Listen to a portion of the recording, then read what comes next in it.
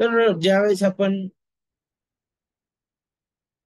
या पत्रांबद्दल पाहतो, पहिले तिमोथी, दुसरे तिमोथी आणि तितला पत्र, हे जे पत्र आहेत यांना पाळकीय पत्र म्हटले जातात. का बरं? कारण यामध्ये मंडळीचे जे नेतृत्व करणारे आहेत, जे नेते आहेत, पुढारी आहेत, खास करून त्यांना संबोधून अनेक गोष्टी बोलण्यात आलेल्या आहेत. आणि मग असं असल्यामुळं मग काय, हे मंडळीसाठी पत्र नाहीत का? तर नक्कीच मंडळीसाठी सुद्धा तितकेच मोलाचे हे पत्र आहेत. कारण जे त्या नेत्यांसाठी किंवा पुढाऱ्यांसाठी बोलण्यात आलेलं आहे, आणि जितकं ते त्या पुढाऱ्यांबद्दल महत्वाचं आहे, मोलाचं आहे, तितकंच मंडळीबद्दल पण ते मोलाचं आहे. कारण मंडळीमध्ये ते पुढारी जे आहेत ते कार्यरत आहेत, आणि मंडळीसाठी ते कार्यरत आहेत. आणि म्हणून या सर्व गोष्टींबद्दल विचार करत असताना ही जी पत्र आहेत, पाळकीय पत्र, तितकेच मंडळीसाठी सुद्धा मोलाचे आहेत. कारण मंडळीचं जीवन आणि मंडळीचं मोल अधिक प्रखरतेने आपल्याला या पत्रांमधून शिकायला भेटल. अधिक प्रखरतेने आपण त्यावर मनन करू. आवाज येत आहे का सगळ्यांना? हॅलो, आवाज येतोय?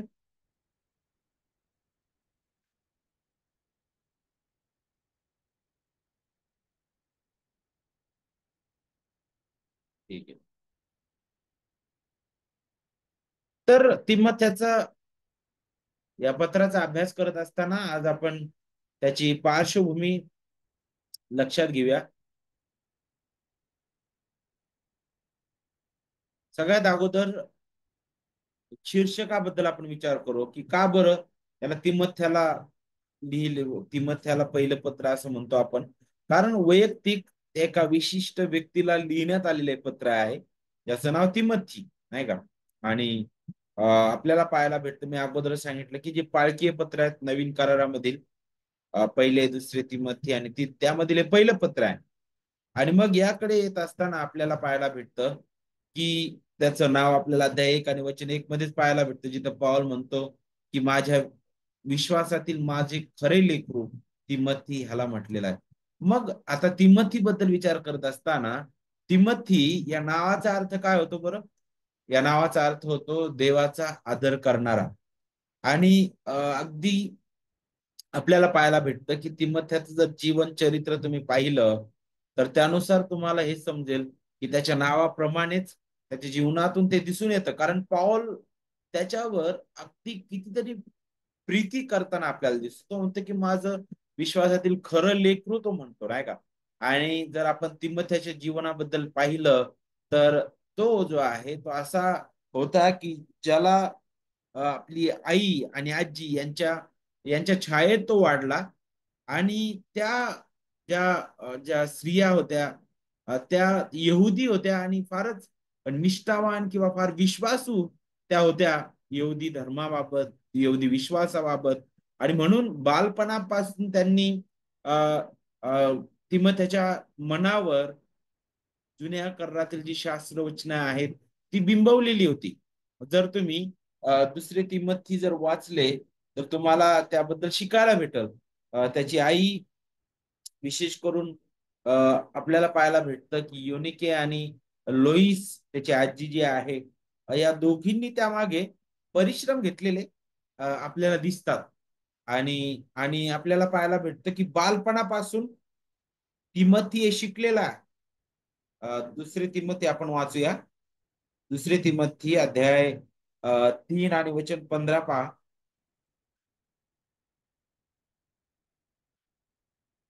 त्या कोणापासून शिकलास हे, आणि बालपणापासूनच तुला पवित्र शास्त्राची माहिती आहे हे तुला ठाऊक आहे. ते ख्रिस्त येशू मधील विश्वासाच्या द्वारे तुला तारणासाठी ज्ञानी करायला समर्थ आहे. आता तिमोथ्याच्या जीवनावरून आणि त्याच्या कौटुंबिक वातावरणावरून आपल्याला याचं एक मोल समजतं. पुष्कळ वेळा आपल्याला वाटतं की लहान लेकरू आहे, त्याला काही समजत नाही, नाही का? आणि म्हणून मग त्याला थोडस मोठं होऊ दे आणि मग त्याला आपण वचन शिकवू. नाही, बालपणापासून त्याच्या हृदयावर ते बिंबवण्यात येत होतं. आणि त्याचा परिणाम काय झाला?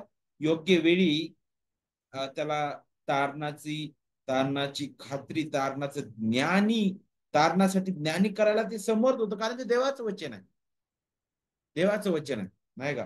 आणि कोणी शिकवलं होतं? मग अध्याय 1 आपल्याला सांगतं वचन 4-5 मध्ये जर तुम्ही पाहिलं तर तिथं आपल्याला शिकायला भेटल की मी आपल्या प्रार्थनात रात्रंदिवस तुझे स्मरण अखंड करतो आणि तुझे अश्रू मनात आणून तुझ्या भेटीने मी आनंद भरीत व्हावे म्हणून तुला भेटण्याची मी फार उत्कंठा बाळगतो.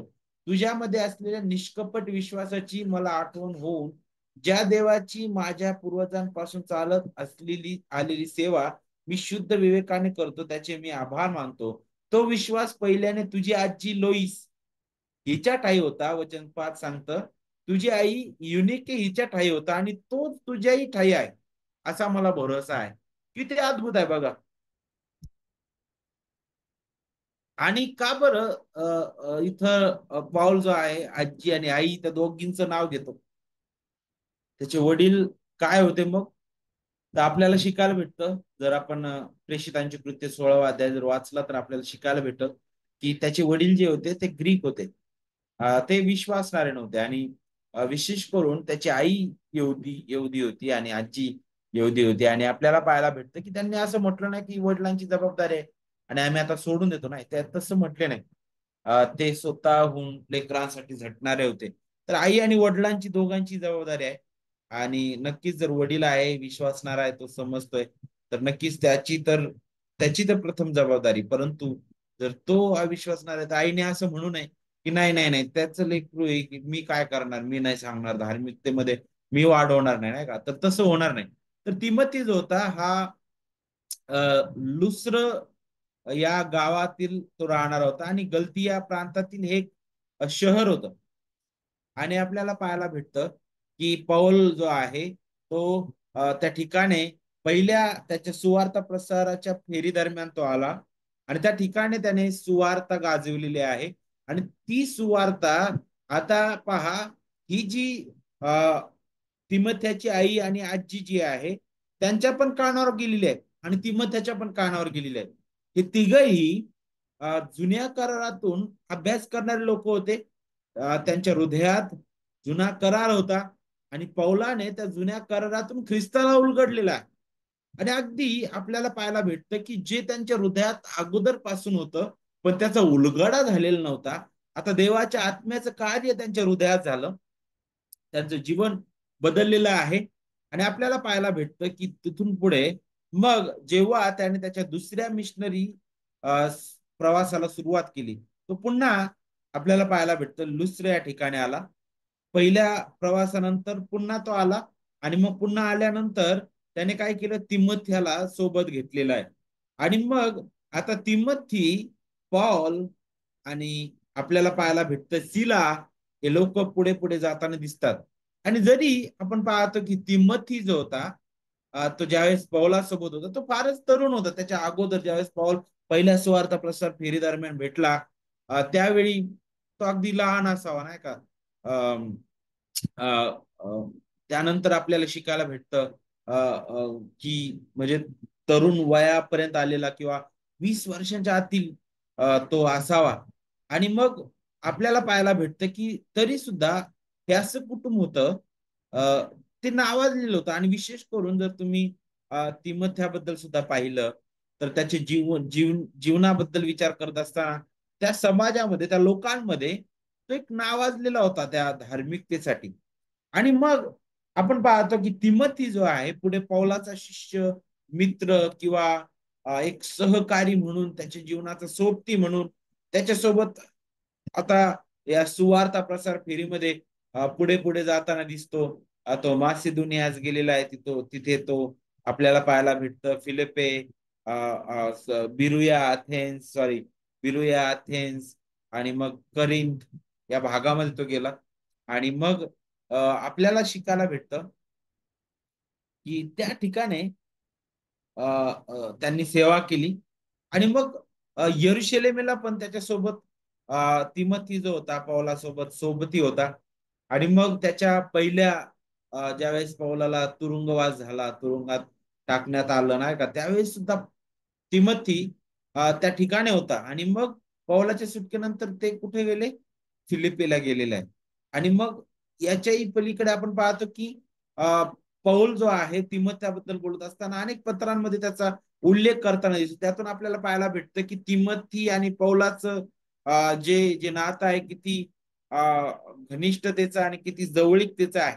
आणि मग पौलाने अ, अनेकदा आपल्याला पाहायला भेटतं की तिमोथीला आपला प्रतिनिधी म्हणून मंडळांमध्ये त्याने पाठवलं. जसं थेसलोनिका जर मंडळीबद्दल तुम्ही पाहिलं तर तिथं 3 आठवडेच पाऊल होता आणि 3 आठवडे तिथं तो जो छळ उठला त्यामुळं पावलाला, तिलाला आणि त्याच्या सोबतच्या सहकर्म्यांना विशेष करून तिमोथ्याला पण तिथून निघून जावं लागलं आणि ते तिथून निघून जात असताना पाऊल आणि हे बाकीचे लोक पुढे पुढे चाललेले आहेत. बिरुया, मग अथेन्स आणि मग करिंथकड. पण ह्या सगळ्याकडे जात असताना पौलाने तिमोथ्याला पुन्हा थेसलोनिका येथे पाठवलं होतं. तर अशा प्रकारे पौल त्याचा प्रतिनिधी म्हणून त्याने मंडळांमध्ये तिमोथ्याला पाठवलं. आणि मग आपल्याला पाहायला भेटतं इथं पहिले तिमोथी हे जे पत्र तो लिहित आहे त्यावेळेस तिमोथी जो आहे त्याचा प्रतिनिधी म्हणून एका मंडळीमध्ये आलेला होता आणि ती मंडळी कोणती होती? इफिसीतील मंडळी. आणि त्या ठिकाणी तो एक मंडळीचा पास्टर, एक पाळक, एक पुढारी म्हणून तिथं आपल्याला दिसत आहे. जर तुम्ही अध्याय 1 वाचला, पहिले तिमोथी अध्याय 1 आणि वचन 3 जर तुम्ही पाहिलं तर आपण तिथे शिकू शकतो. जिथं काय सांगितलंय, मी मासिदुनियात जाताना तुला इफिसास राहण्याची विनंती केली यासाठी की तू कित्येक लोकांना ताकीद द्यावी की अन्य शिक्षण देऊ नका. तर आपल्याला पाहायला भेटतं की त्याला तिथं ठेवण्यात आलं. आणि मग आपण पाहतो की हा जो तिमोथी आहे तो पण म्हणजे असा सहजासहजी तिथपर्यंत आला नाही. कारण त्याचं नाव जे आहे जरी पौलाच्या मुखात दिसत आहे त्याच्या मागचं बॅकग्राऊंड पण आपल्याला समजून येईल जर आपण इब्रिलोकास पत्र वाचलं ना 13 अध्याय वचन 23 तिथून आपल्याला थोडीशी झलक किंवा भनक लागल ते अशी की ज्या वेदना पौलाने सहन केल्या होत्या त्याच वेदना तिमोथ्यामध्ये सुद्धा आपण पाहतो. जे फटक्यांचे वन पौलाच्या पाठीवर होते तेच वन तिमथ्याच्या पण पाठीवर आपल्याला पाहायला भेटतील. जरी तिमथी जो आहे तो तुम्हाला जास्त पुढं आलेला दिसला नाही तरी पण आपल्याला पाहायला भेटतं की त्या पार्श्वभूमीत किंवा त्याच्या मागे पौलासोबत फटके खाणारा, वेदना सहन करणारा आणि ते वन झेलणारा तिमथी सुद्धा आहे. बरोबर. आणि म्हणूनच पौल जो आहे तिमथ्याबद्दल बोलत असताना तो म्हणतो की तू माझं विश्वासातील तो खरं लेकरू म्हणतो नाही का. तो बोलत असतानाच विश्वासातील माझं खरं लेकरू म्हणतो तिमोथी. तर पौलाला माहित होतं तो काय आहे आणि तो विश्वासात उभा असणारा होता.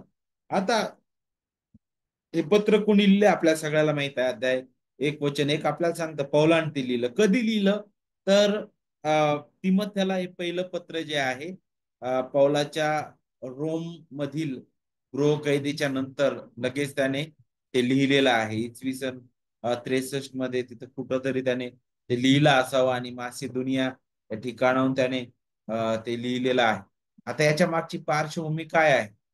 पहिल्या रोमन किंवा रोम या ठिकाणी त्याला बंदिवासात नेण्यात आलं होतं, गृहकैदेत टाकण्यात आलेलं होतं आणि त्या ठिकाणाहून तो सुटला पुन्हा. त्याच्याबद्दल आपल्याला प्रेषितांची कृत्य अध्याय 28 आपल्याला त्याबद्दल सांगतं नाही का. आणि मग पौलाने विशेष करून इफिस ज्या शहरांमध्ये इफिस सोबत ज्या शहरांमध्ये त्याने सेवा केली होती नाही का त्या बऱ्याच शहरांना त्याने पुन्हा भेट दिली. आणि मग इफिसच्या मंडळीत उद्भवलेल्या समस्या होत्या त्यांच्याशी त्याने सामना करण्यासाठी काय केलं, तिमोथ्याला तिथे सोडला आणि तो आता तो काय करत आहे, पुढे पुढे जात आहे. का बरं तिमोथ्याला तिथे सोडलेलं होतं इफिस मध्ये? कारण तो पुन्हा भेट देण्यासाठी निघालेला होता सगळ्या त्या गावांना, त्या शहरांना, ज्या शहरांना त्याने अगोदरही भेट दिलेली होती. आणि म्हणून का त्याने तिमोथ्याला तिथे ठेवलं? कारण खोटं शिक्षण, उपासनेमध्ये गोंधळ, पुढारी पण नाही का. योग्य पुढारी पण काय, कारण तिथं ज्याप्रमाणे पुढाऱ्यांबद्दल पाऊल बोलत आहे त्यानुसार आपल्याला ही एक समस्या जाणवते. त्या मंडळीमध्ये पुढाऱ्यांवरून सुद्धा वादविवाद होते. आणि आणखी एक महत्वाची गोष्ट भौतिकवाद. भौतिकवाद म्हणजे ज्या दिसणाऱ्या गोष्टी आहेत त्याबद्दल नाही का काय म्हणतो आपण त्याला काय खावं काय खाऊ नये काय करावं काय करू नये ज्या भौतिक गोष्टी आहेत त्याच्यावर त्या मंडळीचं पूर्ण लक्ष केंद्रित होतं. तर म्हणून पाऊल ह्या ज्या अनेक समस्या त्या मंडळीमध्ये होत्या त्याचं निवारण करण्यासाठी त्याने विशेष करून तिमोथेला तिथं ठेवलेलं आहे जेणेकरून त्याला मंडळीतील त्याचं जे कार्य आहे ते पार पाडण्यासाठी मदत होईल. आणि पाऊल पुढे पुढे गेलेला आहे. आता ज्यावेळेस आपण तिमोथ्याबद्दल पाहतो तर तारणाच्या प्रकाशामध्ये आपल्याला तिमोथ्याचं जे पहिलं पत्र आहे ते कसं आपल्याला दिसतं. तर पाऊल आपल्याला माहित आहे की अ, ज्या जो तरुण जो तिमोथी आहे जो भयभीत दिसणार आहे कारण तो ज्यावेळेस त्याला इफिसमध्ये ठेवून पाऊल पुढे गेलेला आहे आणि मग पुढे जाऊन त्याला हे पण समजत आहे की तिमोथी जो आहे त्याच्यापेक्षा काही लोक त्याच्याकडे वेगळ्या नजरेने पाहत आहेत. काही लोक म्हणतात अरे हा तरुण काय शिकवणार, अरे आम्ही अनुभवी लोक आहोत, आम्हाला सगळं ज्ञान आहे.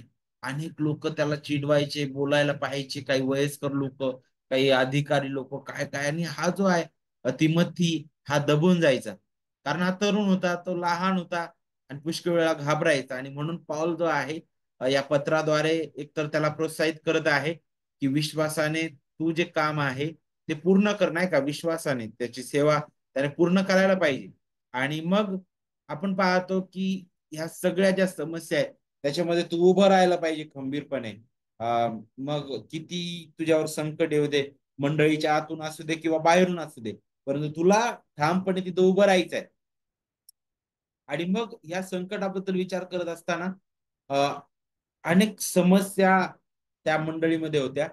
आणि मग त्यातील काही जर आपण पाहिलं तर त्यातील एक म्हणजे यहुदी जो वाद आहे जे सत्कर्माकडे किंवा आपल्या स्वतःच्या कार्यांकडे आपलं लक्ष वेधून घेत होते. यहुदी जे धार्मिक पुढारी किंवा जे जे लोक होते त्या ठिकाणी यहुदी परंपरा ने वागणारे ते लोकांना शिकवायचे की जर आपल्याला देवासमोर नीतिमान व्हायचं आहे तर आपल्याला सुनता करणं गरजेचं आहे. नियमशास्त्राचं पूर्ण पालन करणं गरजेचं आहे. पण आपल्याला माहित आहे की आपण स्वतःच्या बळाने कधीच करू शकणार नाही, नाही का. कारण ह्या गोष्टीमुळे ते खरं जे तत्व आहे पवित्र शास्त्रीय की तारण केवळ कृपेने आहे. कृपेनेच आहे. आपण तारणामध्ये कोणत्याही प्रकारचा सहभाग नोंदवलेला नाही. आपण केवळ पापी आहोत आणि आपण स्वतःहून त्यातून सुटू शकणार नाही. आणि जर आपण म्हणू की आम्ही काहीतरी कृत्य करून आम्ही आमच्या आमच्या पापाला झाकू तर मग आमची कृत्य त्या आदामाप्रमाणे त्या पानाच्या त्या वस्त्राप्रमाणे आहे, इतके हलके आणि इतके दुर्बळ की जे फाटून जातील, वाळून जातील, कुजून जातील आणि क्षणात नष्ट होणारे आहेत ते. आणि म्हणूनच हे जे लोक होते पुन्हा कर्मकांडाकडे त्याचं लक्ष वेधून घेणारे होते. आणि म्हणून पाऊल अध्याय 1 वचन 9 मध्ये काय म्हणतो, हेही ठाऊक आहे की नियमशास्त्र नीतिमानांसाठी केलेलं नाही तर अधर्मी व अनावर भक्तिहीन व पापी अपवित्र व अमंगळ बापाला ठार मारणारे व आईला ठार मारणारे मनुष्य हत्या करणारे यांच्यासाठी म्हटलेलं आहे. नियमशास्त्र काय सांगतात, का बरं पॉल असं बोलत आहे, का? कारण नियमशास्त्र जे आहे ते आपल्याला खऱ्या रीतीने नीतिमान होण्यासाठी दिलेलं नाही तर आपल्याला आपली दयनीय अवस्था दाखवण्यासाठी दिलेलं होतं. तो आपला आरसा होता. आणि पौलाला ते सांगायचं इथे ज्यावेळेस तो अशा प्रकारे बोलत आहे, पौलाला हे सांगायचं आहे की नियमशास्त्राचं पालन करण्याने आपण नीतिमान ठरणार नाही. जर तुम्हाला वाटतं ना की तुम्हाला नीतिमान ठरायचं तर मग एकतर पूर्ण नियमशास्त्राचं पालन करावं लागेल. आणि आपल्यामध्ये असं कोणीच नाही की जो पूर्ण नियमशास्त्राचं पालन करू शकतो. मग नियमशास्त्र का दिलेलं होतं, तर नियमशास्त्र हे आपल्याला देवाची पवित्रता दाखवितं. नियमशास्त्र काय करतं, तर नियमशास्त्र जे आहे आपल्याला आपली पापी वृत्ती दाखवितं की मी पापी आहे. मला नियमशास्त्राद्वारे कळालं खून करणं हे पाप आहे. मला नियमशास्त्राद्वारे कळालं लोभ धरणं हे पाप आहे. मला नियमशास्त्राद्वारे कळालं की अन्य देव हे पाप आहे. म्हणजे काय पावलाला हे सांगायचंय. पण यहुदी लोक जे होते ते त्याबद्दल वेगळा विचार ते मांडायचे आणि अशा प्रकारे तारणाचे जे तत्व आहे त्यावरच त्यांनी डाग आणलं. त्यानंतर आणखी एक गट होता जो आपण पाहतो की अशुद्ध आत्म्याचं शिक्षण त्याला म्हटलं किंवा सैतानी आपण शिक्षण म्हणू आपल्या भाषेत. आणि जे आजही जगामध्ये प्रसिद्ध आहे त्याला द्वैतवाद म्हणतात. द्वैतवाद म्हणजे ते अशा प्रकारे विश्वास ठेवतात की दोन भिन्न शक्ती आहेत, एक चांगली आणि एक वाईट जगामध्ये, आणि तेच देवाच्या समान आहेत. त्याच्या पलीकडे दुसरं काहीच नाही. आणि चांगली आणि वाईट ह्या ज्या दोन शक्ती आहेत म्हणे त्या एकमेकांविरुद्ध लढत आहेत. आणि या दोन्ही इतक्या तरबेज आणि इतक्या ताकदवान आहेत की पहा, कधी कधी चांगली शक्ती वाईट शक्तीवर वरचढ चढते, तर कधी कधी वाईट शक्ती चांगल्या शक्तीवर वरचढ करते चढते. म्हणूनच जगात जे काही वाईट होतं पुष्कळदा मग वाईट शक्ती चांगल्या शक्तीवर वरचढ चढलेली आहे त्याच्यामुळे ते होतं. तर द्वैत्ववाद जो आहे तो अशा प्रकारे होता. आणि तो सुद्धा ईपीसीतील मंडळीमध्ये एक मोठी समस्या होती. आणि तिमोथेला हे सुद्धा हाताळायचं होतं. आणि ह्या गोष्टी ज्या होत्या फार भयंकर. एक तर यहुद्यांचे मत आहेत, त्यानंतर हे जे लोक आहेत, आणि अगदी सैतानी विचार आहेत. आणि म्हणूनच पाऊल त्या द्वैतवादाबद्दलच लक्षात ठेवून अध्याय 4 आणि वचन 1 मध्ये म्हणतो, आत्मा स्पष्ट म्हणतो म्हणे की पुढील काळात विश्वासापासून कित्येक लोक भ्रष्ट होतील म्हणे. आणि जर तुम्ही तिथं पुढे वाचलं तर तुम्हाला द्वैतवाद काय आहे तो आपल्याला समजून येईल. आणि मग आपल्याला पुढे शिकायला भेटतं की पॉल जो आहे तिमोथेला ह्या सर्व गोष्टी लक्षात ठेवूनच काय म्हणत आहे. ह्या दोन भिन्न शक्ती आहेत हे लोक म्हणतात. तर पॉल काय म्हणत आहे बघा. पॉल ह्या सर्व गोष्टीबद्दल विचार करत असताना तो म्हणतो की एकच देव आहे आणि देव व मानव यांच्यामध्ये ख्रिस्त येशू हा मनुष्य एकच मध्यस्थ आहे. तिमोथी तुझ्या हृदयात हे ठसून ठेव आणि हे मंडळीला हे शिकव की एकच जिवंत खरा देव आहे. आणि त्या जिवंत देवामध्ये आणि पापी मनुष्यामध्ये केवळ एकच मध्यस्थ आहे आणि तो प्रभू येशू ख्रिस्त आहे. आणि मग हे तत्व ज्यावेळेस आपण समजून घेऊ त्यावेळेस द्वैतवाद किंवा कोणत्याही प्रकारचे तत्व येऊ द्या, कोणत्याही प्रकारची खोटी शिकवण येऊ द्या, त्याच्या आहारी आपण जाणार नाही. तर हे एक मत होतं. आणखी आपण पाहतो की विशेष करून हे तत्व तर अगदी सैतानी आहे.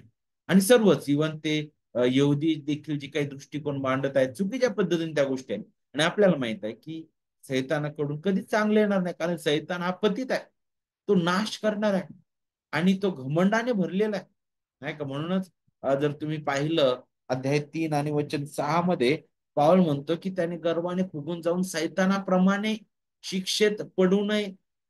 तो नाशास तो पात्र आहे, परंतु तो इतरांना सुद्धा नाशास घेऊन जाण्यासाठी टपून बसलेला आहे. आणि तो गर्वाने फुगलेला आहे म्हटलेला आहे सैतान. आणि पण त्यासोबतच हे सुद्धा आपल्याला समजून घेणं गरजेचं आहे की सैतान जरी आहे तरी त्याच्यावर प्रभुत्व करणारा देव आहे. तो देवाच्या वरचढ नाहीये, नाही का. आणि म्हणून देव सार्वभौम आहे सर्व गोष्टींवर. आणि इवन सैतान सुद्धा त्याच्या नियंत्रणात आहे. आणि देवाच्या आज्ञे बाहेर तो सुद्धा काहीच करू शकणार नाही. मग का देवाने त्याला भूतलावर ठेवलेला आहे. तर आपल्याला माहित आहे की देवाची सार्वकालिक योजना देव पूर्णत्वास नेत आहे. याचा अर्थ देव सैतानाच्या कृत्यांना आणि वाईट गोष्टीला तो तिथं मान्यता देतो का? बिलकुल नाही देत. त्याच्या कृत्यांबद्दल त्याला त्याचं प्रतिफळ भरून तो पावलेला आहे. त्याला त्याचा नाश अटळ आहे, तो ठरलेलाच आहे. पण देवाने नियुक्त केलेली वेळ, देवाची तारणदायी योजना, देवाची महान सार्वकालिक योजना तो ती सिद्धीस नेत आहे. देव कधीच वाईटाचा सन्मान करत नाही, कारण देव पवित्र आहे. आणि देवाची नेत्र इतकी शुद्ध आहेत, आपण पाहिलं जुन्या कारणामध्ये आपल्याला शिकायला भेटतं की तो पाप पाहू शकत नाही, नाही का. आणि मग असे लोक होते, अशा अशा गटांचा तिमथ्याला सामना करायचा होता. आणि आणखी असे काही लोक होते की जे अं, काय करत होते की शरीराचं मोल कमी करणारे काही तत्व शिकवत होते. आणि विशेष करून पुनरुत्थानाबद्दल सुद्धा काही लोक आक्षेप घेत होते. त्यानंतर लग्न करू नका. काही लोक म्हणायचे की हे खाऊ नका. तर भौतिकवाद हा याला म्हटलेला आहे. तर त्या त्या लोकांना सुद्धा त्यांचा सुद्धा सामना त्याला करायचा होता. पहा अध्याय 4 मध्ये वचन 3 मध्ये पाऊल काय म्हणतो, लग्न करण्यास ते मनाई करतील आणि विश्वास ठेवणारे व सत्य समजणारे यांनी उपकारस्तुती करून ज्यांचा उपभोग घ्यायचा अशी देवाने निर्माण केलेली भक्ष्य वर्ज्य करावीत असे ते सांगतील म्हणणे. तर भौतिकवाद आपण त्याला म्हणतो. आणि मग ते सुद्धा इपिस मध्ये चालू होतं. तर अशा लोकांचा सामना तिमोथेला करायचा होता. आणि आपण पाहतो की इफिस या मंडळीचा सेवक या नात्याने आता या सर्व शिक्षणाचा त्याला विरोध करायचा होता आणि सुशिक्षणाला त्याला चिटकून राहायचं होतं. आणि पॉल त्यासाठी त्याला प्रोत्साहित करत आहे. आणि एवढंच नाही तर फक्त इथंच येऊन पॉल थांबतो का, फक्त तिमथ्याबद्दलच तो बोलत आहे नाही, तर मंडळीला पण उद्देशून तो अनेक गोष्टी बोलत आहे. कारण मंडळीतील उपासनेबद्दल सुद्धा पॉल या पत्रामध्ये हाताळतो आणि मंडळीच्या शुद्ध जीवनाबद्दल सुद्धा तो हाताळत आहे, जे आपण पुढे पाहणारच आहोत. आता विशेष करून ज्यावेळेस आपण या पत्रांबद्दल पाहतो तर आपण म्हणतो की पाळकीय पत्र आहे बघ, फक्त पालकांसाठीच ते शिकवले गेले पाहिजे असं आपल्याला पुष्कळदा वाटतं नाही का. पण नाही, देवाचे प्रिय लेकरांनो, मंडळीमध्ये सुद्धा शिकवले गेले पाहिजे पत्र. का बरं? कारण मंडळीचं जीवन सुद्धा हे पत्रामध्ये आपल्याला पाहायला भेटतं. मंडळीचं जीवन सुद्धा आपण अगदी जवळीकतेने या या पत्रामध्ये आपण पाहतो. आणि विशेष करून ज्यावेळेस आपण या पत्राबद्दल शिकतो, जर आपण या पत्राबद्दल पाहिलं तर यामध्ये मंडळीतील योग्य स्वभाव, मंडळीतील जे धर्मतत्व आहे, जे जो विश्वास आहे आणि मंडळीतील वर्तणूक नाही का, ह्या 3 गोष्टी ज्या आहेत ना मंडळीमध्ये सगळ्यात महत्वाची बाब आहे. स्वभाव, तत्व आणि वागणं. तर ह्या गोष्टी आपल्याला या पत्रांमध्ये पाहायला भेटतील. या पत्रांमध्ये पाहायला भेटतील. आपण पुढच्या वर्षी प्रत्येक वचन आपण ते अभ्यासणार आहोत. परंतु थोडक्यात आपण बीटीसीपी पुस्तकामध्येच जो आराखडा दिलेला आहे त्याकडे आपण लक्ष केंद्रित करूया. त्या अगोदर या पत्राचा लिहिण्याचा उद्देश काय होता तो आपल्याला अध्याय 3 आणि वचन 15 मध्ये आपल्याला शिकायला भेटतो, जिथं पाऊल म्हणतो की तरी पण मला उशीर लागल्यास सत्याचा स्तंभ व पाया अशी जी जिवंत देवाची मंडळी आहे तिच्यात म्हणजे देवाच्या घरात कसे वागले पाहिजे हे तुला समजावे. नक्कीच तिमथ्याला पण तो बोलतोय, पण तितकंच मंडळीला सुद्धा, प्रत्येक व्यक्तीला याची जाण असावी की ही मंडळी हा सत्याचा स्तंभ आहे म्हणे. सत्याचा स्तंभ व पाया म्हटलेला आहे आणि ती जिवंत देवाची मंडळी आहे. सगळ्यात महत्वाची गोष्ट आहे. आणि जर ती देवाची मंडळी आहे तर तिच्यात म्हणजे देवाच्या घरामध्ये कसं वागावं, कसं वागलं पाहिजे नाही का, हे तुला समजावं. मंडळीतील प्रत्येक व्यक्तीला याची जाण असावी की ही जिवंत देवाची मंडळी आहे आणि देवाच्या घरात आम्ही कसं वागावं, देवाच्या घरात आम्ही कसं राहावं आणि देवाच्या घराबद्दल आम्ही कसा विचार करावा हे आपल्याला समजावं नाही का. प्रत्येकाला आपल्याला आपलं घर सजवणं आवडतं. कोणाला असं आवडणार नाही की आम्ही आमचं घर अस्ताव्यस्त करू नाही का, आम्ही कधी स्वच्छ करणार नाही. ते घर मातीचं असू द्या, परंतु ते कसं सुंदर राहील, ते कसं चांगलं जर दिसेल, तिथं कचरा नको, तिथं काही घाण दिसायला नको नाही का, तिथं काही कोणती वाईट गोष्ट दिसायला नको, हा नेहमी आपण घराबद्दल विचार करतो नाही का. मग देवाच्या घराबद्दल आपण किती प्रखरतेने विचार करणं गरजेचं आहे. आता या पत्राबद्दल शिकत असताना त्याचा आराखडा आपण थोडक्यात पाहूया. बीटीसीपी पुस्तकातूनच मी घेतलेला आहे. खूप सुंदर त्यांनी मांडलेला आहे. मी काय आपण प्रत्येक वचन पाहत नाही, परंतु थोडक्यात तो आराखडा पाहू आणि मग आपण थांबूया. तर 6 अध्याय त्या पुस्तकाचे आपल्याला माहिती आहे आणि त्या 6 अध्यायाचे आपण पाहतो की 6 प्रमुख विभाग आहेत. त्यातील पहिला भाग आपल्याला माहित आहे, अध्याय 1 वचन 1 आणि 2 मध्ये जिथं अभिवादन आहे. जिथं पॉल जो आहे स्वतःबद्दल तो बोलतो आणि तिमथ्याबद्दल तो बोलतोय, विश्वासातील माझं खरं लेकरू, नाही का. दुसरा जो भाग आहे त्या 1 वचन 3 ते वचन 20 पर्यंत आहे, जिथं आपल्याला सुशिक्षणाबद्दल शिकायला भेटतं. आणि हे सुशिक्षण कसं खोट्या शिक्षणाच्या विरुद्ध उभं राहतं, आणि हे कसं पवित्र शास्त्रीय आहे, आणि त्याच्यासाठी आपण कसं उभं राहणं गरजेचं आहे. पुष्कळ वेळा आपण फार माघार घ्यायला शिकतो. आपण आपण पुष्कळ वेळा ऐकत राहतो. आपल्याला प्रत्येक जे गोड लागतं ते ऐकायला आवडतं, नाही का. पण खऱ्या रीतीने पवित्र शास्त्रानुसार काय आहे, पवित्र शास्त्रानुसार काय ही योग्य आहे का, आम्ही जे ऐकत आहोत, आम्ही जो विचार करत आहोत, त्याबद्दल आम्ही कधी विचार करत नाही, नाही का. पण पाऊल जो आहे तो तिमथ्याला याची आठवण करून देतो सुशिक्षणाबद्दल, नाही का. योग्य योग्य तत्व स्वतः समजून घेणं, ते स्थिर राखणं आणि शिकविणं, त्याच्याबद्दल पॉल त्याला शिकवितो.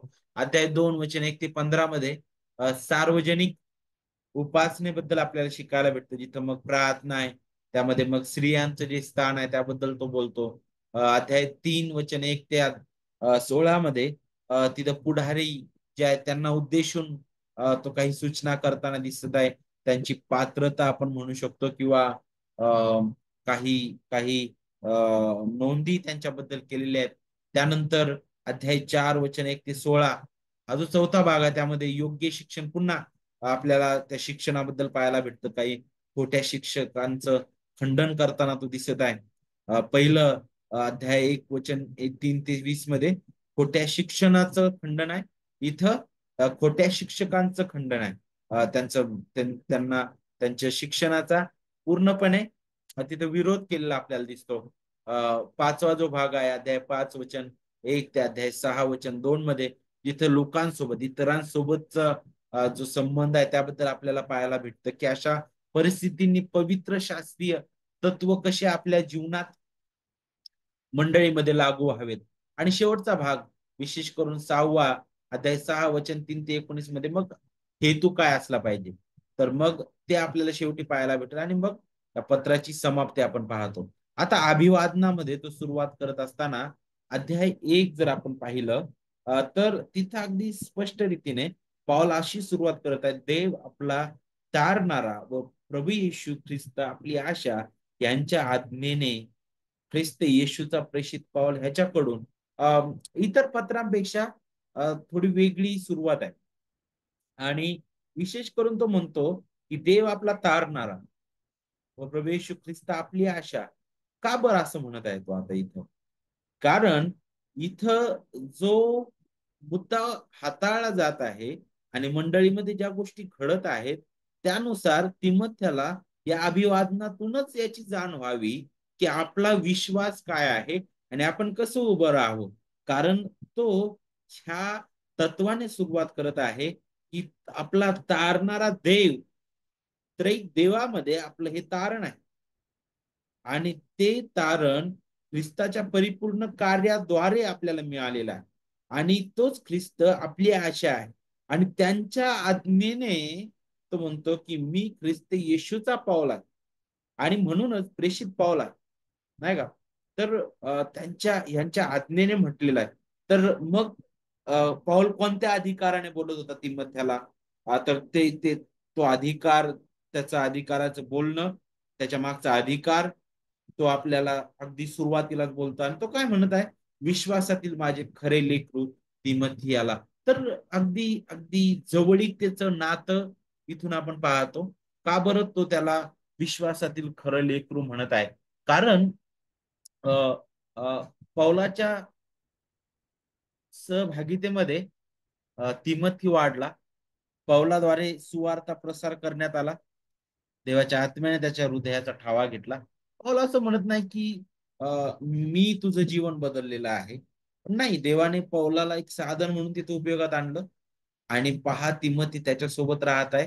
आणि त्यांचं नातं इतकं झालं होतं, कारण तिमथ्याचं जे वय होतं आणि पौलाचं वय याच्यामध्ये खूप फरक होता. आणि पहा त्यांचं जे एकमेकांसोबतचं वावरणं, बोलणं आणि पौलाच्या समागमे राहून तिमथ्याचं जे रोजचं शिकणं होतं, जसा गुरु शिष्य, जसा बाप आपल्या लेकराला शिकवत आहे, जणू काय तशाच प्रकारे पौलाने तिमथ्याला वाढवलेलं होतं आणि म्हणून तो अगदी वचनात मुळावलेला होता आणि पौलासमोर राहिलेला आहे. पौलाने सुद्धा पाहिलं की तिमथ्याचे फटके मी खाल्लेत, ते तिमथ्याने सुद्धा खाल्लेत आणि पौलाची प्रीती त्यातून व्यक्त होत आहे. घनिष्ठता ती आपल्याला तिथं पाहायला भेटत आहे आणि म्हणूनच तो अगदी सरळ रीतीने बोलतो की माझे विश्वासातील खरं लेकरू म्हणतो तो. आता ज्यावेळेस तो पुढे येतो तर दुसरा भाग जो आहे तो लगेच आता तिथंच तो थांबत नाही, त्यावरच तो वेळ घालवत नाही. तर वचन 3 पासून पुढे आता तो लगेच महत्वाच्या मुद्द्याकडे वळतो आणि तो मुद्दा काय बरं बघा वचन 3 मध्ये, मी मासिदोनियास जाताना तुला इफिसात राहण्याची विनंती केली यासाठी. का बरं केली? तू कित्येक लोकांना ताकीद द्यावी. का ताकीद द्यावी? अन्य शिक्षण देऊ नये. अन्य शिक्षण देऊ नये. पाऊल फार गंभीर आहे. गलती येथील मंडळीला, त्या गलत्या प्रांतातील मंडळींना उद्देशून बोलत असताना पॉल फार रागाने होऊन बोलतो तो. पण मला इतकं आश्चर्य वाटत आहे, तुम्ही इतक्या लवकर नाही का कसे खऱ्या विश्वासापासून खऱ्या सुवार्तेपासून वळायला लागले म्हणे दुसरीकडे नाही का. किती भयंकर गोष्ट आहे. आज आज अनेक मंडळ्या ज्या आहेत त्या अस्थिर असण्याचं कारण काय आहे? आज अनेक मंडळांमध्ये खऱ्या रीतीने तुम्हाला आध्यात्मिक उन्नती का पाहायला भेटत नाही? त्याचं मूळ मूळ कारण हे आहे, ते म्हणजे सुशिक्षणापासून बहकणे, खऱ्या सुवार्तेपासून दूर जाणे. खरा जो विश्वास आहे त्याला त्याच्याजवळ कधीच नसणे. आणि तेच पाऊल जो आहे अध्याय 1 वचन 3 पासून 20 पर्यंत तो अगदी स्पष्ट बोलतो. तो वचन 4 मध्ये म्हणतो, जी ईश्वरीय व्यवस्था विश्वासाच्या द्वारे आहे, तिच्या उपयोगी न पडणाऱ्या पण वाद मात्र उत्पन्न करणाऱ्या कहाण्यांकडे व अनंत वंशावळ्यांकडे लक्ष देऊ नका, तेच मी आताही सांगत आहे म्हणे. काय घडत आहे माहितीये का? इपिस मध्ये त्याच गोष्टी घडत होत्या. तो काय सांगत आहे? ईश्वरी व्यवस्था विश्वासाच्या द्वारे आहे, तिच्या उपयोगी न पडणाऱ्या. तो म्हणतो की ही जी व्यवस्था ईश्वरी ती विश्वासाच्या द्वारे आहे. जे अगोदर तुम्हाला गाजवण्यात आलेला आहे तो विश्वास देवाच्या वचनामध्ये प्रगट झालेला आहे. पण तुम्ही काय करत आहात? त्याच्या उपयोगी न पडणाऱ्या ज्या गोष्टी आहेत, ज्यामुळे आम्ही विश्वासामध्ये वाढणार नाही, त्या काय बरं मग? काहीतरी कहाण्या, अनंत वंशावळ्या नाही का, त्याच्या मागे तुम्ही धावतात. आणि ह्या गोष्टी ज्या आहेत त्याने त्याने काहीच उपयोग होत नाही. मुळात काय होतं म्हणे? वाद मात्र उत्पन्न होतो म्हणे. आणि म्हणून तो काय म्हणतो वचन 5 मध्ये, ताकीद देण्याचा हेतू हा आहे की शुद्ध अंतकरणात चांगल्या विवेक भावात व निष्कपट विश्वासात उद्भवणारी प्रीती व्यक्त व्हावी. काय आहे? का ताकीद दे म्हणतो पॉल त्यांना? कारण शुद्ध अंतकरणात चांगल्या विवेक भावात व निष्कपट विश्वासात उद्भवणारी प्रीती. आणि वचन 6 म्हटलेलं आहे, हे सोडून कित्येक लोक व्यर्थ वटवटीकडे वळले आहेत. आणि मग ती वटवट काय आहे त्याबद्दल तो पुढे बोलत आहे. पाहिलं तर अध्याय 1 वचन 3 ते 20 मध्ये अनेक गोष्टी तो हाताळतो आणि विशेष करून आ, आ, तो काय करत आहे, आ, तत्वाबद्दल बोलतो. नक्कीच त्याचा गाभा तो देतो, पण त्याच्यापासून लगेच जगणं जे आहे, आपलं जीवन काय आहे त्याकडे तो लगेच आपलं लक्ष वेधून घेतो. तो म्हणतो की आम्ही जसा विश्वास ठेवतो त्यावरून आमचं जगणं सुद्धा समजतं नाही का. आणि मग पौलाची इच्छा होती तिमथ्याने तिथं राहावं आणि तिथं त्यांना ताकीद द्यावी. आणि मग त्यांनी अशा ज्या वंशावळ्या किंवा कहाण्या किंवा भाषण नाही का, या या ह्या कोणत्याच गोष्टी ज्या आहेत आपल्या आध्यात्मिक उन्नतीच्या साठी उपयोगी पडणार नाहीत नाही का. नाहीतर मी कितीतरी अनुभव सांगू शकतो, तुम्ही कितीतरी अनुभव सांगू शकता, तुम्ही कितीतरी चांगल्या प्रकारे मनोरंजन करू शकता. जर आपण एकत्र बसलो तर रात्र रात्र पण उठणार नाही. काय होईल? त्या कहाण्या सांगणं, हे बोलणं, आपलं हे मनोरंजन करणं तितकंच मर्यादित राहील. आणि बोलता बोलता आपोआप वादविवाद निर्माण होईल. आणि त्यामध्ये ऐक्य राहतं का? नाही. त्याने काही उन्नती होणार आहे कोणाची? बिलकुल नाही. कधीच नाही होणार. आणि पॉल म्हणतो की शुद्ध अंतकरण, चांगला विवेक शुद्ध अंतःकरणाबद्दल तो बोलतो इथं नाही का. वचन अ, वचन वचन 5 मध्ये शुद्ध अंतःकरणात चांगल्या विवेक भावात व निष्कपट विश्वासात उद्भवणारी प्रीती. कारण खोटे शिक्षक शुद्ध अंतःकरणापासून चांगल्या विवेकाने शुद्ध विश्वासाने ते बोलत नव्हते, ते बहकलेले असे होते त्यापासून. आणि ते अज्ञानाने हे सर्व शिक्षण देत होते. आणि पहा, खऱ्या शुभवर्तमानाला समर्पक असं जर योग्य शिक्षण देण्याची जर काळजी घेतली नाही, तर मग मात्र त्या मंडळीवर फार भयंकर परिणाम त्याचा येतो नाही. आणि पॉल त्याला म्हणतो की नाही, तू ही काळजी घे तिमोथी. तू योग्य रीतीने देवाच्या वचनाची फोड करून सांगणारा असणं गरजेचं आहे. आणि म्हणूनच आपल्या स्वतःच्या त्या गौरवी तारणाच्या अनुभवाकडे तो म्हणतो की पहा. आणि विशेष करून तो काय सांगत आहे पुढे, की त्याकडे अवलंबून कर आणि ख्रिस्ती सेवेकरिता देवाने त्याला जे निवडलेलं आहे त्याबद्दल देवाची आभार मान. आणि या सर्व गोष्टीबद्दल आभार मानत असताना महत्वाचे आज्ञा तो देतो किंवा महत्वाची गोष्ट तो बोलतो. आणि ते म्हणजे काय, की सुयुद्ध कर. काय म्हणतो तो, सुयुद्ध कर. बघा वचन 17 पासून पुढे काय म्हणत आहे. जो सनातन अविनाशी अदृश्य राजा असा एकच ज्ञानी देव, त्याला सन्मान व गौरव युगानयुग असो, आमेन. माझ्या मुला तिमथ्या, तुझ्याविषयी पूर्वी झालेल्या संदेशानुसार ही आज्ञा मी तुला सांगून ठेवतो की तू त्यांच्या त्यांच्या द्वारे सुयुद्ध कर. विश्वास चांगला विवेक भाव धर. कित्येकांनी हा जुगारून दिल्यामुळे त्यांचे विश्वास रूपी तारू फुटले. किती भयंकर गोष्ट आहे. कित्येकांनी हा जुगारून दिलाय म्हटलेला आहे विश्वास त्यांच्या समोर होता. पौलानं त्यांना सुद्धा ती सुवार्थ गाजवली जी तिमथ्याला गाजवलेली होती. ते शिक्षण त्यांना सुद्धा दिलेलं आहे जे अगोदर तिमथ्याला दिलेलं आहे. त्यांनी जुगारलं म्हटलेलं आहे. सुशिक्षणाला त्यांनी नाकारलेलं आहे नाही का. आणि पहा त्यांच्यातील दोघांचं नाव तो इथे देतो वचन 20 मध्ये. त्यांच्यात ह्युमन आहे व अलेक्झांद्र हे आहेत. त्यांनी निंदा करण्याचे सोडून देण्याचे शिकावे म्हणून मी त्यांना सैतानाच्या स्वाधीन केलंय म्हणे. पाहिलं किती भयंकर आहे. सुशिक्षणाचा त्याग करणं, खरी सुवार्ता तिच्यापासून दूर जाणं, हे किती भयावह आहे. आणि म्हणून पॉल तिमथ्याला याची आठवण करून देतो आणि ते आपल्याला सुद्धा आठवण आहे. दुसऱ्या भागामध्ये अध्याय 2 मध्ये आपण येतो. तर अध्याय 2 मध्ये आपण आल्यानंतर इथं आता मंडळीबद्दल पॉल बोलत आहे. आणि विशेष करून जर आपण या वचनांबद्दल जर आपण पाहिलं तर काही महत्वाचे मुद्दे आपल्याला शिकायला भेटतात. कारण मंडळी ही ख्रिस्ताची आहे, ख्रिस्ताची वधू ती आहे. ख्रिस्ताने आपला अनमोल रक्त तिच्यासाठी सांडलेलं आहे. आणि ही मंडळी पित्याने पुत्राला दिलेली एक भेट आहे. आणि पुत्राने ती आनंदाने स्वीकारली.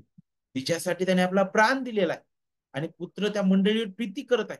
आणि म्हणून या मंडळीमध्ये सुद्धा गंभीरता असणं गरजेचं आहे. आणि पौल अध्याय 2 मध्ये अगदी स्पष्ट रीतीने सामूहिक किंवा सार्वजनिक उपासनेबद्दल तो बोलत आहे नाही का.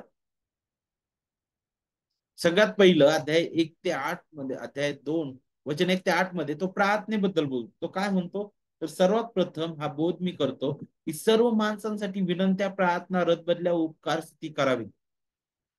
पौलाने तिमोथेला बोध केला की लोकांनी त्यांच्या अधिकाऱ्यांसाठी, राजांसाठी प्रार्थना करावी. का बरं, का आपण प्रार्थना करावी.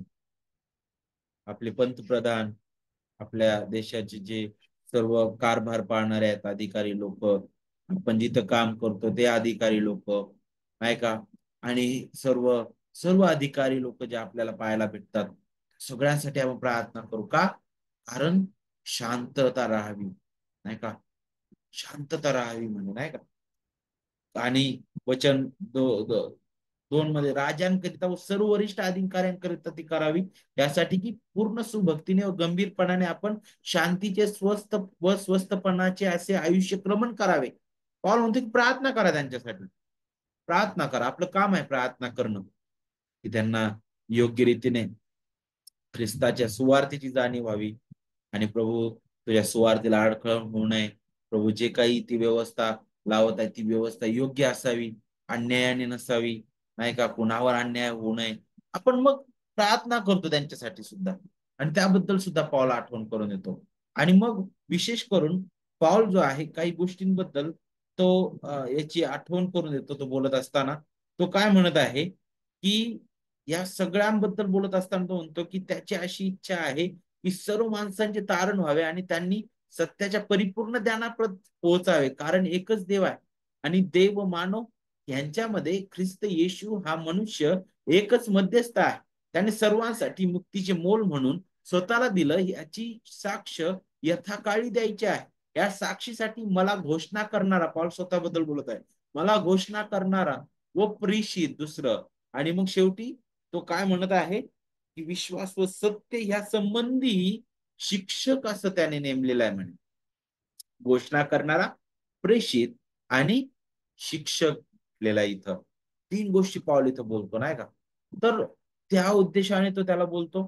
तो म्हणतो की एकच मध्यस्थ आहे जो देव आणि मानवामध्ये. आणि कसा आहे तो मध्यस्थ? आपला मध्यस्थ महान आहे, तो प्रभू येशू ख्रिस्त आहे.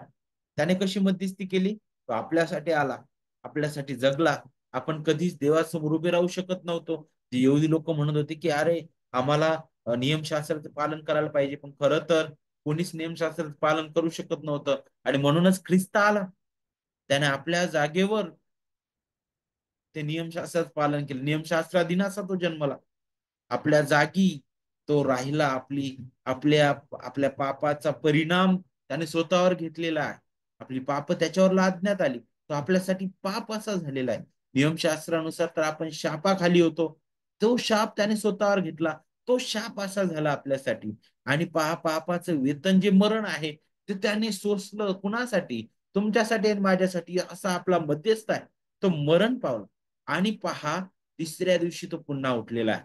इतका महान तो मध्यस्थ आहे. आणि त्याने आपल्याला पवित्र देवासोबत आपलं आपलं जे नातं आहे ते त्याने जोडलेलं आहे. तर अध्याय 2 वचन 1 ते 8 मध्ये आपल्याला याबद्दल शिकायला भेटते. त्यानंतर अध्याय 2 वचन 9 ते 15 मध्ये तो आणखी एक महत्वाचा मुद्दा मंडळी बद्दल बोलत असताना हाताळत आहे. आणि तो मुद्दा आहे भूमिकेबद्दल. सगळ्यात अगोदर आपण पाहतो की आज फार जग पुढे चाललेलं आहे. पवित्र शास्त्रामध्ये स्त्री आणि पुरुषाची जी भूमिका आहे ती फार परखडपणे सांगण्यात आलेली आहे. फार परखडपणे त्याबद्दल शिकवण्यात आलेलं आहे. आणि आणि ज्याने त्याने ज्याचे त्याच्या भूमिका पार पाडाव्या, नाही का, तो एक आशीर्वाद आहे प्रत्येकासाठी. तिथं कोणत्याही प्रकारचा कमीपणा नाही. आणि म्हणूनच पाऊल जो आहे आता आणखी एक मुद्दा हाताळत आहे जो त्या मंडळीमधील एक समस्या झाली होती. जिथं त्या मंडळीमध्ये ज्या स्त्रिया आहेत त्या पुरुषाची जागा घ्यायला पाहत होत्या. जी जी जबाबदारी पुरुषावर देण्यात आलेली आहे मंडळीमध्ये, अ, सेवा सेवा करण्याबाबत आणि मंडळीमध्ये कार्य करण्याबाबत, आणि जी जी भूमिका पुरुषाची आहे ती भूमिकेवर जणू काय हात घालण्याचा त्या काही स्त्रिया प्रयत्न करत होत्या. आणि म्हणून पाऊल इथं त्यांना सुद्धा बोलत आहे. अनेक गोष्टी तो इथं बोलतो. तो सगळ्यात अगोदर स्त्रियांच्या सौंदर्याबद्दल बोलतो. तो म्हणतो की स्त्रियांनी स्वतः साजेल अशा वेशाने, आपणास भिडस्तपणाने व मर्यादेने शोभवावे. केस गुंफणे व सोने मोते व मौल्यवान वस्त्रे यांनी नव्हे तर सत्कृत्यांनी आपणा शोभावे. त्याबद्दल बोलत असताना का बरं पॉल बोलतो? तर वचनाद्वारे एक बहीण या नात्याने आमचं सौंदर्य कुठून दिसतं? मी बाहेरून किती सजले आणि बाहेरून किती सुंदर दिसते त्यापेक्षा माझं हृदय काय आहे, आणि आतून मला देवाच्या वचन रूपी जे जे सर्व मौल्यवान गोष्टी आहेत त्याने मी किती सजलेले आहे. मग त्याच्याबद्दल बोलतो. म्हणतो तुमच्या हृदयात पहा, नाही का. आणि मग पुढे तो म्हणतो की पहा, देवाने स्त्री आणि पुरुष या दोघांना घडवलेलं आहे नक्कीच. दोघांनाही वेगवेगळ्या भूमिका दिलेल्या आहेत, कुटुंबामध्ये, समाजामध्ये आणि मंडळीमध्ये सुद्धा. आणि मग त्या भूमिकेवर पाऊल जो आहे तो इथं बोलत आहे. त्या भूमिकेवर पाऊल इथं बोलत आहे. आणि म्हणून त्या भूमिकेवर आपण घाला घालू नये. कारण उत्पत्ती 3 मध्येच ज्यावेळेस मनुष्याचं पतन झालं, तिथंच सगळ्यात पहिला घाला जो होता तो त्या भूमिकेवर होता, जी भूमिका देवाने दिलेली आहे, जी रचना देवाने केलेली आहे विवाहामध्ये, त्या रचनेवरच पहिला घाला आहे. आणि ती पतित स्वभावाची काय म्हणू शकतो आपण, ती झलक आहे. कारण ज्यावेळेस त्या स्त्रीला बोलण्यात येतं की पहा तुझं गर्भधारण जे आहे ते कसं होईल म्हणे, अ, ते बहुगुणित करील म्हणे मी, आणि तू क्लेशाने लेकर प्रसवशील, तरी पण तुझा जो ओढा आहे तो कुठं असेल म्हणे, तुझ्या पतीकडे असणार आहे. आणि तरी त्याच्या पुढे काय म्हटलं, की तो तुझ्यावर स्वामित्व चालविल. तर तिथं ओढा हा जो शब्द वापरण्यात आलेला आहे ना, तो ओढा हा शब्द जो आहे तो याच्याबद्दल आहे की राज्य करणं नाही का. तू आपल्या पतीवर स्वामित्व चालवण्याचा प्रयत्न करशील, परंतु ही रचना देवाने केलेली आहे. घरचा घरचं पुढारी प्रमुख देवाने पुरुषाला नेमलेला आहे. आणि मग आपल्याला पाहायला भेटतं की तेच पुढारपण मंडळीमध्ये सुद्धा तशाच प्रकारे आहे. आणि मग ह्या सर्व गोष्टीबद्दल अगदी बारकाईने पॉल बोलत आहे. आणि पॉल आपल्याला अगदी त्या पहिल्या त्या घटनेकडे घेऊन जात आहे, जिथं देवाने आदाम हवेला घडवलं. त्याच्याबद्दल तो बोलतो, म्हणतो की प्रथम आदामाला घडवलं, नंतर हवेला घडवलं. आता याचा अर्थ असा नाही की तो इथं दर्जा करत आहे.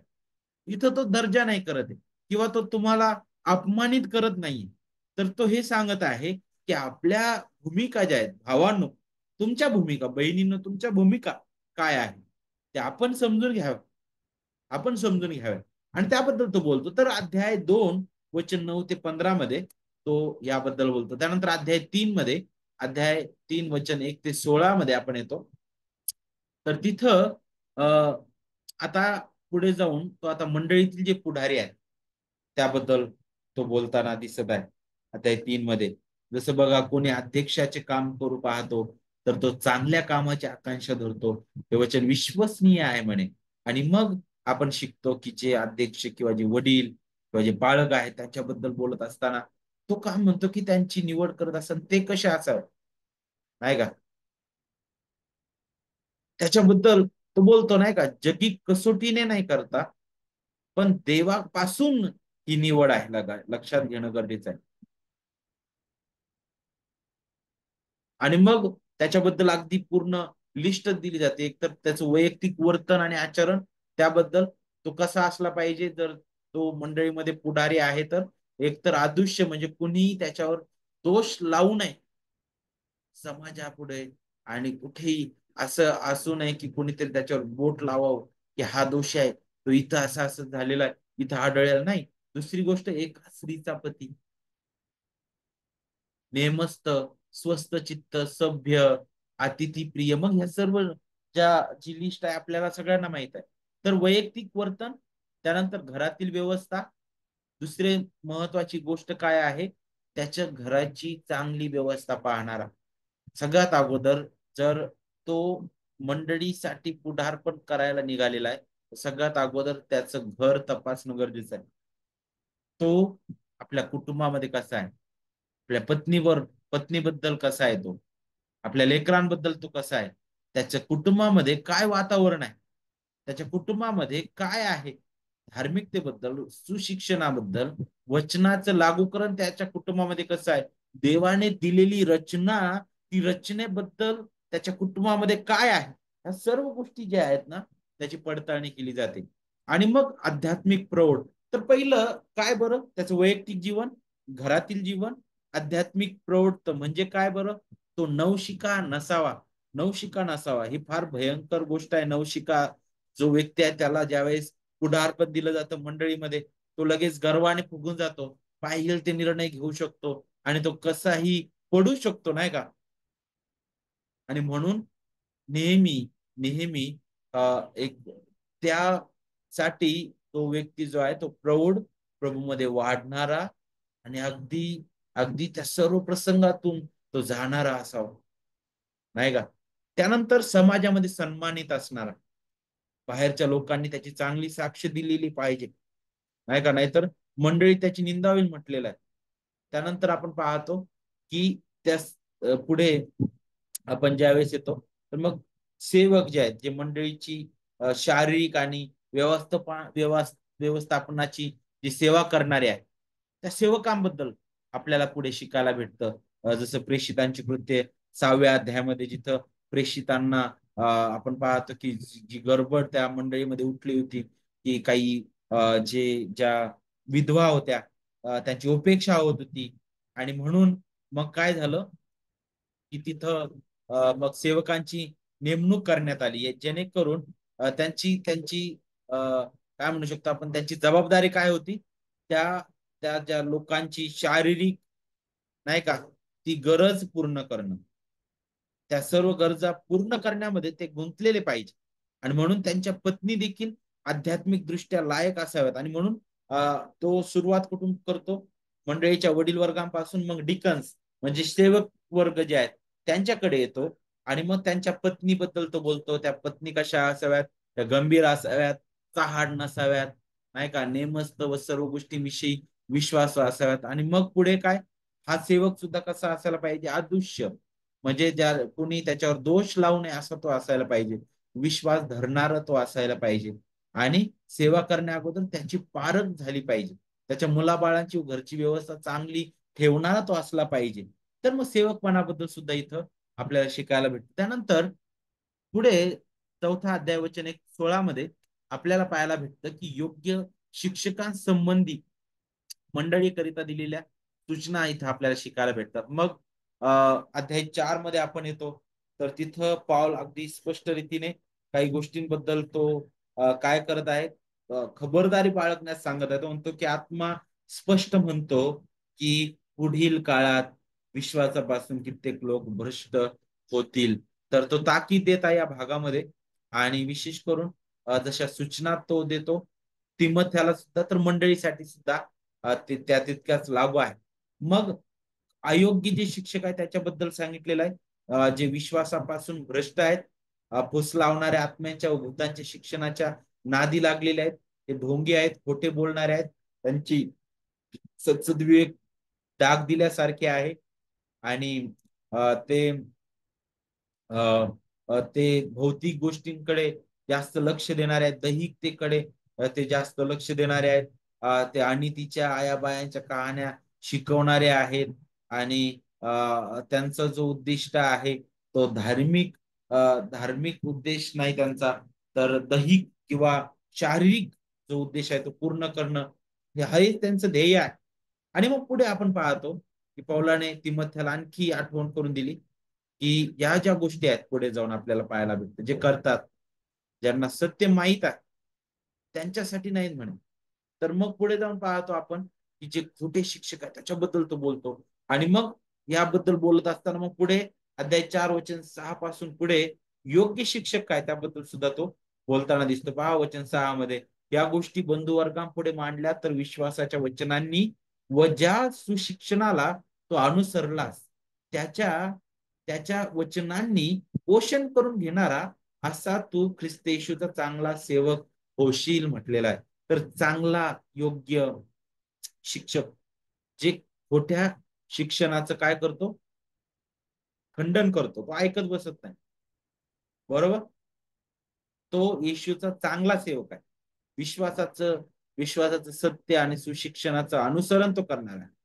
आध्यात्मिक सुभक्तीत स्वतःला तो नेहमी त्यासाठी तो कसरत करणार आहे. आणि केवळ आपली जी आशा आहे ती जिवंत देवावरच तो लावणार आहे, नाही का. पुढे मग आपण पाहतो की पुढे जाऊन तो म्हणतो की तू विश्वास ठेवणाऱ्यांचा कित्ता हो, नाही का, तू विश्वास ठेवणाऱ्यांचा तू कित्ता हो. आता तिमथ्याचं जीवन कसं पाहिजे समाजामध्ये, नाही का, त्याबद्दल तो वचन 11 पासून पुढे बोलतो अध्याय 4 मध्ये. आणि तो काय म्हणतो, ह्या गोष्टी आज्ञारूपाने सांगून शिकव. कोणी तुझ्या तारुण्याला तुच्छ मानू नये, तर भाषण, वर्तन, प्रीती इवन आत्मा सुद्धा इथे शब्द वापरलाय. विश्वास व शुद्धता याविषयी विश्वास ठेवणाऱ्यांचा कित्ता म्हटलेला आहे. कशात कित्ता व्हायचे? बोलण्यात, भाषणात, वर्तनात, प्रीतीमध्ये, विश्वासामध्ये आणि शुद्धतेमध्ये. मग ह्या गोष्टी त्यांना शिकव म्हणे. वाचन, बोध आणि शिक्षण ह्याकडे लक्ष दे म्हणे पुढे आणखी. आणि मग आध्यात्मिक कृपादानांकडे दुर्लक्ष करू नको. तुझी प्रगती सर्वांस दिसून यावी म्हणून तू या गोष्टींचा अभ्यास ठेव, ह्यात घडवून जा म्हटलेला आहे. आपणाकडे व आपल्या शिक्षणाकडे नीट लक्ष ठेव. हे सेवकांसाठी सुद्धा आहे. आपल्या सगळ्या सेवकांसाठी महत्वाचा हा मुद्दा आहे की आपल्याकडे आणि आपल्या शिक्षणाकडे नीट लक्ष ठेवावं. 5व्या अध्यायामध्ये आपण येतो, तर तिथं आपल्याला आणखी महत्वाची गोष्ट शिकायला भेटते. ते म्हणजे काय, की इतरांसोबत त्याचं नातं कसं असावं. तो म्हणतो की वडील माणसाला टाकून बोलू नकोस, तर त्याला पित्या समान समजून बोध कर. तरुणांना बंधू समान मानून, वडील स्त्रियांना माता समान मानून, तरुण स्त्रियांना पूर्ण शुद्धतेने बहिणी समान मानून बोध कर म्हटलेला आहे. अगदी सरळ रीतीने एक लोकांशी नातेसंबंधाबाबत तो मंडळीला सूचना करत आहे आणि विशेष करून तिमथ्याला सुद्धा तो बोलत आहे. दुसऱ्या शब्दात जर सांगायचं ठरलं तर तो आपल्या कुटुंबातील आप्तजनांशी जसा व्यवहार करतो ना, तसा तो मंडळीशी व्यवहार कर, कारण हे आपलं कुटुंब आहे ख्रिस्तामध्ये. बरोबर की नाही? आणि म्हणून मंडळीतील प्रत्येक व्यक्तीसाठी हे एक महान असं एक उदाहरण आहे पौलाने दिलेलं. तो म्हणतो की तुम्ही जशी तुमच्या भावाशी बोलता, तुमच्या लेकरांशी बोलता, तुम्ही जसं तुमच्या आप्तजनांशी बोलता, त्यांच्याशी आनंदी असता, तेच वागणूक तुमच्या मंडळीमध्ये आहे. कारण मंडळी सुद्धा जरी ते रक्ताचे नसले तरी आपण पाहतो की ख्रिस्तामध्ये आपण जोडल्या गेलेलो, ख्रिस्तामध्ये आपण बांधल्या गेलेलो, ख्रिस्ताच्या शरीराचा एक भाग आपण आहोत. आणि म्हणून तेच आपल्या मंडळीमध्ये सुद्धा असणं गरजेचं आहे. त्यानंतर पुढे विद्वान संबंधी तो बोलतो वचन 3 पासून पुढे. वचन 3 ते 16 मध्ये, अध्याय 5 मध्ये तो म्हणतो विद्वांची काळजी घेणं, त्याबद्दल तो बोलतो. म्हणतो ज्या विधवा खरोखरीच्या विधवा आहेत त्यांचा सन्मान कर म्हणे. तर विद्वांची काळजी घेणं ही कुटुंबाची प्राथमिक जबाबदारी आहे. आणि ही विशेष असून ती वयोमर्यादा, उपलब्ध पुरवठे नाही का, आध्यात्मिकता यांच्या विशिष्ट मार्गदर्शनाच्या अधीन आहे. आणि म्हणून तो काय म्हणतो, वडील जनांना हाताळत असताना पौलाकडे 2 मूलभूत सूचना होत्या. एक म्हणजे त्यांना आदर सन्मान आणि योग्य मोबदला द्यावा. आणि दुसरं, त्यांच्यावर करण्यात आलेला आरोप उगाचच स्वीकारू नको, पण पाप करणाऱ्यांचा सर्वांसमक्ष निषेध कर म्हणे. जे वडीलधारे आहेत, जे मोठे लोक आहेत, त्यांच्याबद्दल बोलत असताना 2 गोष्टी त्याने सांगितल्या. एक तर त्यांचा सन्मान कर, त्यांना योग्य मोबदला दे. आणि दुसरं म्हणजे काय, जर त्यांच्या विरुद्ध काही आरोप आला तर उगाच तो स्वीकारू नको, पण पाप करणाऱ्यांचा सर्वांसमक्ष निषेध कर. मग तू किती लहान आहे आणि तू किती मोठा आहे त्याच्याशी काय घेणं नाही. वचन सांगत आहे आणि तू इथं चुकलेला आहेस, तू इथं दिसत आहे, तुला इथं सुधारण्याची गरज आहे, आहे का? तर ते आपण समजून घेणं गरजेचं आहे. पुढे आपल्याला पाहायला भेटतं की पौलाने तिमोथेला ताकीद अगदी स्पष्ट रीतीने दिलेली दिसते, नाही का? मनात अडी न धरता या आज्ञा पाळ, पक्षपाताने काही करू नको, उतावळेपणाने म्हणे आध्यात्मिक पुढाऱ्यांची निवड करू नको, नाही का? त्याच्याबद्दल सुद्धा तो पुढे बोलतो. दुसऱ्यांच्या पापात सहभागी होऊ नको, आपणाला शुद्ध राख म्हणे. आणि विशेष करून सत्कृत्यांनी स्वतः सिद्ध करून दाखव, पण योग्य हेतूला हाताळण्या अगोदर जे कामगार जसे दास नाही का होते, त्यांना आठवण करून त्यांनी दिलेले की त्यांनी त्यांच्या अधिकाऱ्यांच्या अधीन राहावं, त्यांचा मान राखावा, त्यांचा आदर करावा. ख्रिस्ती बंधू ते आहेत आणि म्हणून गैरफायदा घेऊ नये कोणाचा कोणीच. त्याबद्दल तो पुढे शेवटी अध्याय 5च्या तो बोलतो. आणि मग अध्याय 6 मध्ये आपण येतो. तर अध्याय 6 मध्ये विशेष करून वचन 3 पासून पुढे तर वचन 19 पर्यंत तिथं मग योग्य हेतू काय त्याबद्दल बोलताना आपल्याला दिसेल. वचन 3 पहा, जिथं तो काय म्हणतो, जर कोणी अन्य तऱ्हेचे शिक्षण देतो आणि आपल्या प्रभू येशू ख्रिस्ताची जी सुवचने ती व सुभक्तेनुसार जी शिक्षण ते मान्य करत नाही, तर तो गर्वाने फुगलेला आहे, त्याला काही कळत नाही. तो वादविवाद व शब्दयुद्ध यामुळे वेडा बनलाय. यापासून हेवा, कलह, अपशब्द, दुसऱ्यांविषयीची दुष्ट संशय उत्पन्न होतात. गर्वाने फुगलेला काही कळत नाही. तो वादविवाद आणि शब्दयुद्ध यामुळे वेडा बनलेला आहे. तो हेवा, कलह, अपशब्द, दुसऱ्यांविषयीची दुष्ट संशय, याविषयी तो दोषी आहे म्हणे, सत्यास मुकलेला आहे. तर ह्या गोष्टीकडे पहा, देवाचं वचन शिकवण्याच्या हेतूविषयीचा जो मुद्दा आहे, पाऊल हाताळत असताना सर्व गोष्टीबद्दल बोलत आहे. चुकीचं शिक्षण, चुकीचे जे तत्व जो शिकवितो तो कसा आहे म्हणे, त्याच्याबद्दल इथं तो बोलतो. नाही का, तो स्वतःच्या लाभासाठी तो जगणारा आहे. आणि म्हणून यापासून आपण जपून राहावं. आणि मग या पत्राच्या शेवटी आपण येतो, तर वचन 20 आणि 21 मध्ये आपण येत असताना तिथं आपल्याला शिकायला भेटतं की हे तिमोथ्या अगदी पहा, जवळीक देणे, जसा पिता आपल्या पुत्राला बोलवतोय तशा प्रकारे पौल बोलत आहे. तुझ्या स्वाधीन केलेली ठेव सांभाळ, अधर्माच्या रिकाम्या वटवटींपासून, आणि जिला विद्या हे नाव चुकीनं दिलं गेलंय म्हणे, तिच्या विरोधी मतांपासून दूर राहा. ती विद्या स्वीकारून कित्येक विश्वासापासून ढळले आहेत. तुझ्या बरोबर कृपा असो. किती अद्भुत आहे. पुष्कळदा हा शब्द वापरला इथं, नाही का, हे तिमोथी. तो त्याला कशाची आठवण करून देत आहे? तो म्हणत आहे की तुला देवाकडून काय प्राप्त झालेलं आहे, जे जो विश्वास तुझ्यावर सोपवण्यात आलेला आहे, तो माणसाकडून नाही, तो दृढ धरून राहा. माणसांकडून काय आहे? निरर्थक बडबड आहे, नाही का. आणि म्हणून यातील फरक ओळखण्याचं आव्हान त्याने इथं तिमोथेला दिलेलं आहे. माणसाकडून येणाऱ्या गोष्टींच्या प्रेमात पडू नको म्हणे, तिथून तू सावध राहा. पौलाला तिमोथेवर विश्वास होता आणि त्याने त्याच्यावर भरोसा ठेवलेला होता, नाही का. तरी सुद्धा आपण पाहतो की पौलाला माहित आहे की मोह किती भयंकर आहे, किती धोकादायक आहे. आणि म्हणून पौल त्याला वारंवार ताकीद देत आहे. आणि विशेष करून तो एक महत्वाचा मुद्दा हाताळतो इथं, की तुझ्या स्वाधीन केलेली ठेव सांभाळ. किती अद्भुत आहे माहितीये काय? तुझ्या स्वाधीन केलेली ठेव सांभाळ. काय आहे ही ठेव? काय त्याने दिलं होतं? सोन्याची काही काही असं गाठोडं होतं का? काही खजाना होता का? काही त्याच्यापेक्षा अनमोल काहीतरी दिलं होतं. आणि ते म्हणजे काय? महान सुवार्ता. ते सुशिक्षण तुझ्याकडे आहे म्हणे, ते तुझ्या हाती सोपवलेलं आहे. तू देवाचा सेवक म्हणून तुझ्या हाती ते आहे. आणि ही ठेव आहे तुझ्यासाठी, किती अनमोल खजाना तो आहे. आणि ते तू काय कर म्हणे, ते सांभाळ म्हणे तू. ती तुझ्याकडे सोपवलेली आहे, जेणेकरून ती तू विश्वासणाऱ्यांवर विश्वासणाऱ्यांमध्ये त्याचा उपयोग व्हावा, नाही का. पण ज्यावेळेस ती ठेव मोडली जाते, तेव्हा काय होईल बरं? सगळं संपून जाईल आणि सगळे रस्त्यावर येतील, नाही का. तशीच अवस्था ही आहे. पौल म्हणतो तिमोथेला की ती ठेव सांभाळ, नाही का.